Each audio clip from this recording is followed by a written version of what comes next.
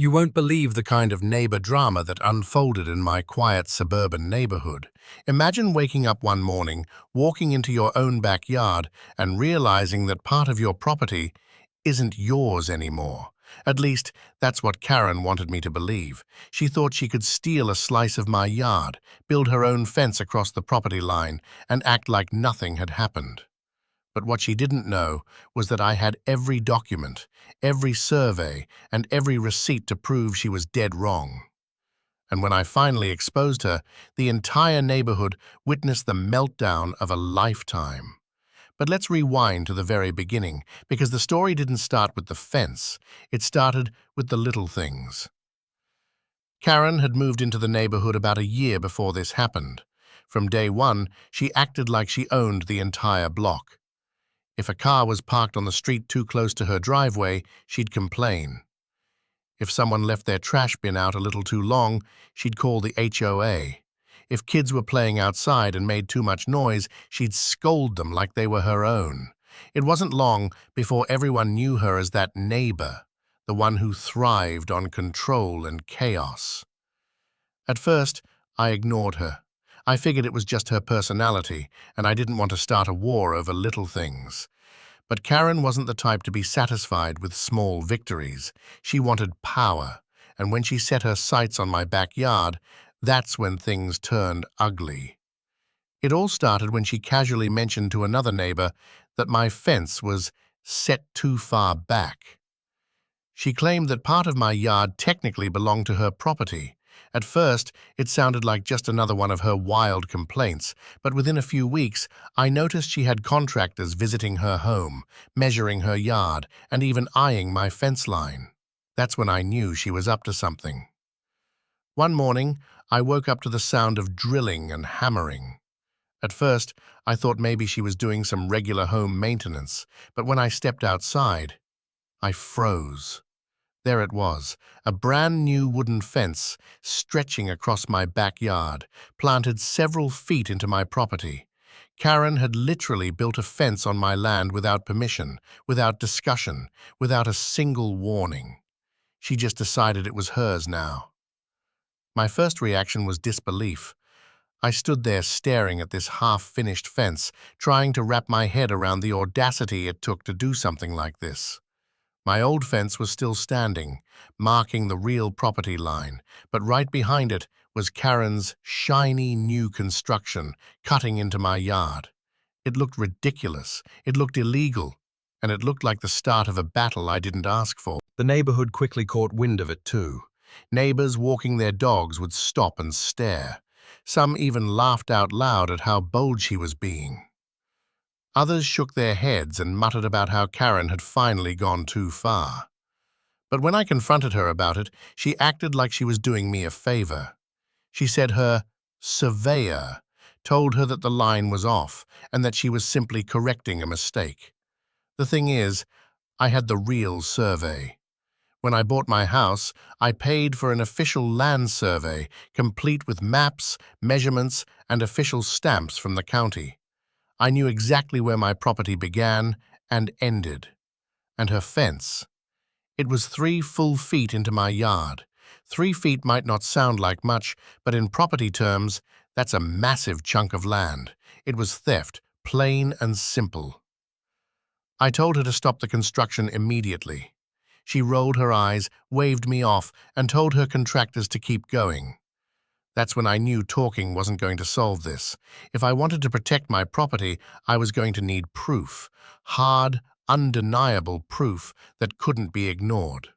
So, I pulled out my survey documents, called up the county office, and even hired a new surveyor to double-check everything. Within a week, I had a fresh report in my hands that confirmed exactly what I already knew. The fence was built on my land, but I wasn't about to just tear it down quietly. No, if Karen wanted to humiliate me in front of the neighborhood by stealing my yard, then she was going to be exposed in front of everyone when I took it back. By this point, the gossip had spread all over the block. People were taking sides. Some thought Karen was crazy. Others assumed maybe I had made a mistake. Everyone was waiting to see how it would play out. And Karen? She strutted around like she had already won, bragging to anyone who would listen that she had fixed my property line and reclaimed land that was rightfully hers. But her confidence was about to be shattered, because the evidence I held wasn't just clear, it was ironclad.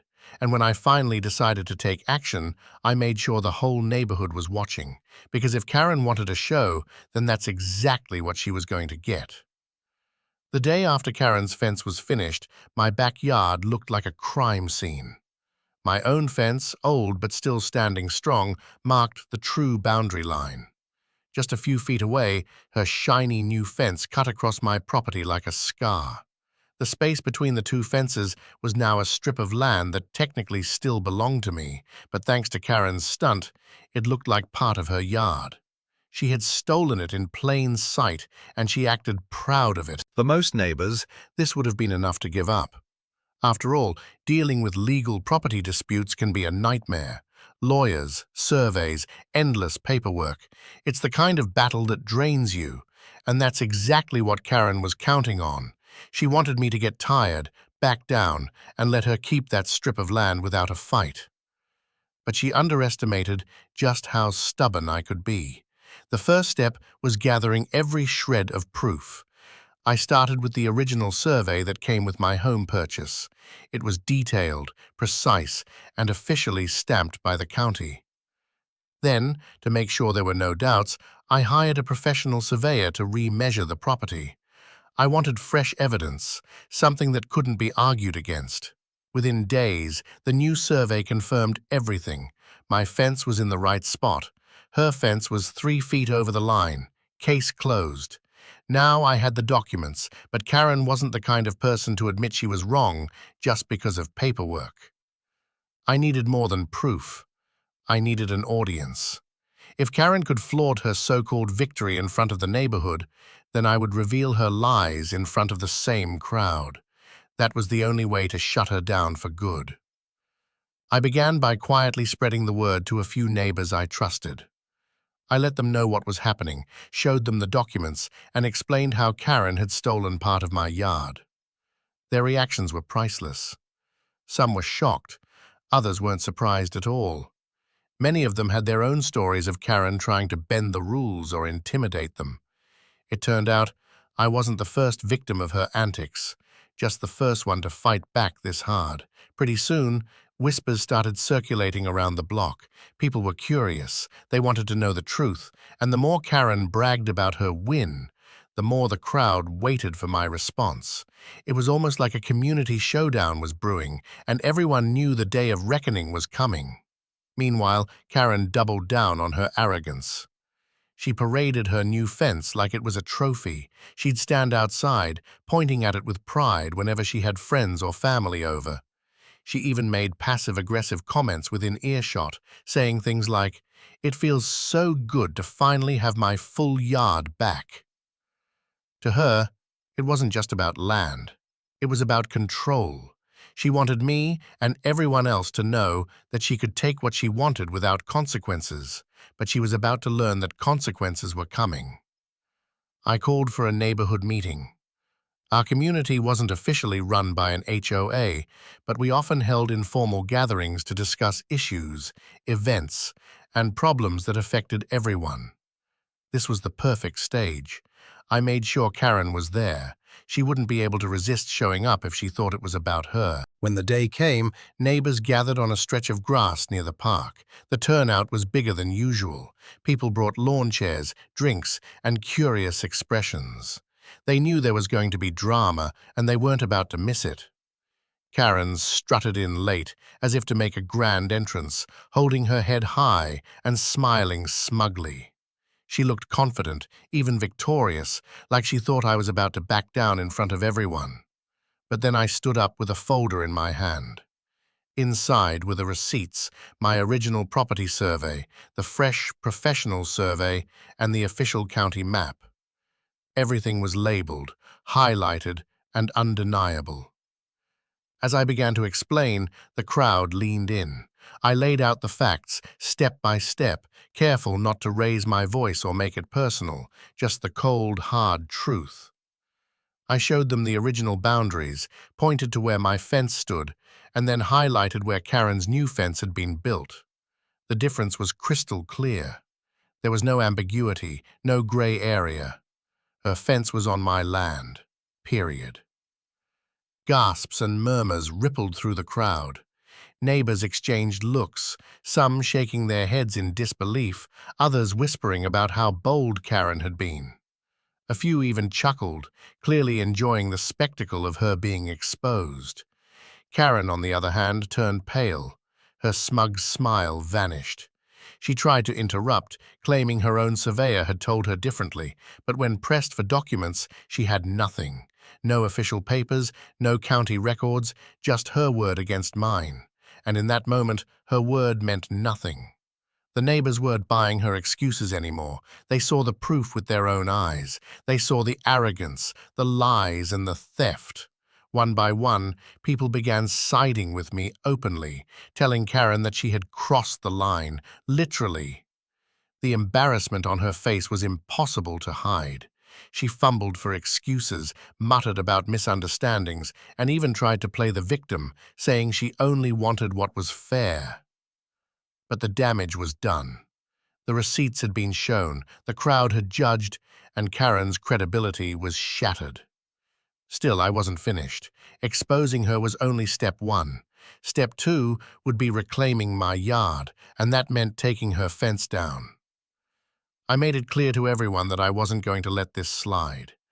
With the documents in hand, I announced that I would be removing Karen's fence from my property. Not behind closed doors, not in secret, but right in the open for everyone to see. If Karen wanted to make this a public spectacle, then I was more than willing to finish it that way. The crowd buzzed with anticipation. Some neighbors even offered to help. They knew Karen had been a thorn in everyone's side for too long, and the idea of watching her get humbled was too satisfying to resist. The showdown was no longer just about me. It had become a neighborhood event. Karen's eyes widened as the realization sank in. For the first time, she looked nervous. She knew she was about to lose everything she had fought for, her false victory, her image, and her supposed control over the block. And worst of all, she knew it was going to happen in front of everyone. The stage was set. The truth had been revealed, and now all that was left was the demolition. The question wasn't if the fence would come down, it was when. The morning of the showdown arrived with the kind of tension you could almost feel in the air.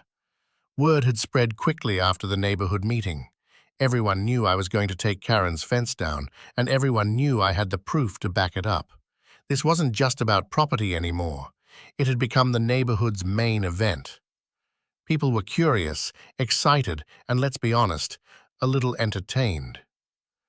After all the chaos Karen had caused in the past, her downfall was something no one wanted to miss. I woke up early, double-checked my folder of documents, and stepped into the backyard. The two fences stood there like opposing sides of a war. My old, weathered fence marking the true property line, and Karen's shiny new wooden fence cutting across my yard, arrogant and out of place. It was more than just wood and nails. It was a symbol of her attempt to take what didn't belong to her. By mid-morning, neighbors began to gather. Some leaned on fences, some sat in lawn chairs, and others stood in small groups, whispering with anticipation. It felt like a block party, but instead of music and food, the entertainment was Karen finally being held accountable. And of course, she showed up. Karen stormed out of her house the moment she saw people gathering, her arms crossed, her face twisted in anger. She barked questions, demanding to know why everyone was there, but she already knew. The smirk she once wore had vanished completely. This time, she was cornered. I didn't shout, I didn't argue. I simply pulled out the folder, opened it up, and held the papers for anyone to see. I calmly explained once more that I had the original survey, the new professional survey, and confirmation from the county office. Her fence was 3 feet over the line. It wasn't opinion, it was fact. The neighbors nodded. Some clapped lightly, and a few even cheered. Karen's face turned red, and she shouted about how unfair it was, about how I was making a scene, about how I was humiliating her on purpose. But the truth was, she had done this to herself.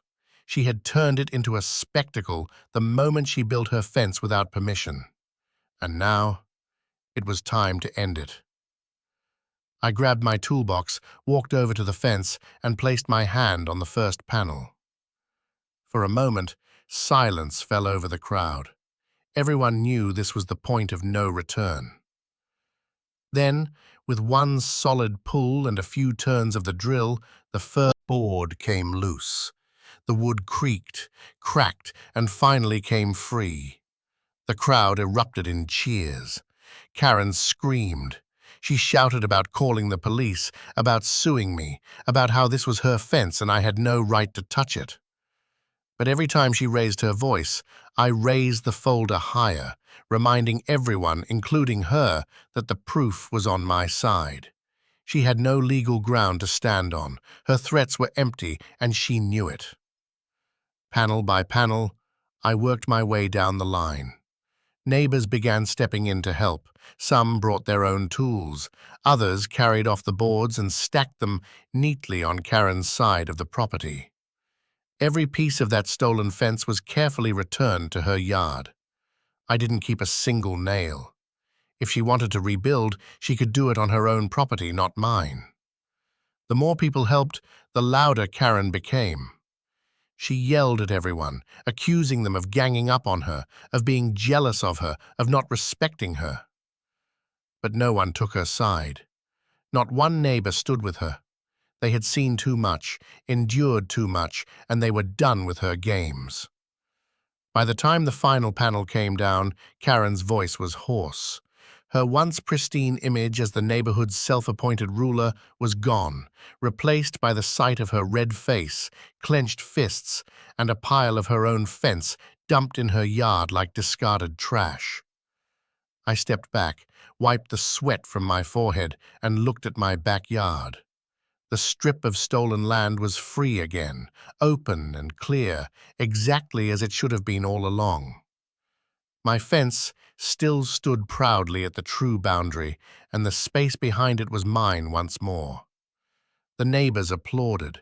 Some patted me on the back. Others laughed and shook their heads at how far Karen had gone just to end up here, humiliated, exposed, and defeated. It wasn't just my victory. It felt like a win for everyone who had ever been on the receiving end of her entitled behavior. Karen, of course, couldn't handle it. She stormed back into her house, slamming the door so hard it rattled the windows. From inside, she continued shouting threats about calling lawyers and taking this to court. But nobody listened. The evidence was clear, the community was united, and her fence was gone. In the days that followed, Karen tried to save face. She filed complaints, made phone calls, and even left passive-aggressive notes on some neighbors' doors, but nothing came of it. The county confirmed the property lines matched my surveys. She had no case, no leverage, and no sympathy left in the neighborhood. Her once loud, controlling presence grew quieter over time. She stopped attending community gatherings, stopped trying to boss people around, and eventually stopped showing her face altogether. The woman who once thought she could control the entire block had been silenced by her own arrogance. As for me, I finally got to enjoy my backyard in peace. Every time I walked past the old fence line, I felt a sense of pride, not just because I had defended my property, but because I had stood up to a bully and won. And the best part? I didn't just win privately, I won in front of everyone. The story of Karen's fence became neighborhood legend. New families who moved in heard about it from day one. People joked about it at barbecues and community meetings. It became a cautionary tale about what happens when entitlement goes unchecked. Karen built a fence on my property, thinking she could steal a piece of my yard. Instead, she lost her reputation, her credibility, and the control she craved so desperately. And in the end, the neighborhood didn't remember her for being powerful.